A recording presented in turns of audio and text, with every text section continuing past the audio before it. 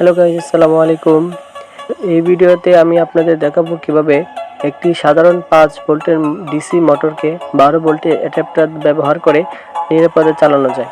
অনেকেই মনে করেন 12 ভোল্টের অ্যাডাপ্টার দিয়ে 5 ভোল্টের মোটর চালালে সেটি পুড়ে যেতে পারে, কিন্তু সঠিক পদ্ধতি অনুসরণ করলে এটি একেবারেই সম্ভব। আপনার যদি একটি অব্যবহৃত 12 ভোল্টের অ্যাডাপ্টার এবং 5 ভোল্টের ডিসি মোটর থাকে, তাহলে এই ভিডিওটি আপনার জন্য। আমরা এখানে ধাপে ধাপে দেখিয়েছি কিভাবে খুব সহজে, খুব কম খরচে একটি কাজ করতে পারেন। এই প্রজেক্টটি ইলেকট্রনিকের নতুন শিক্ষার্থীদের জন্য খুবই উপকারী হবে, তাই অধৈর্য না হয়ে মনোযোগ সহকারে ভিডিওটি শেষ পর্যন্ত দেখুন।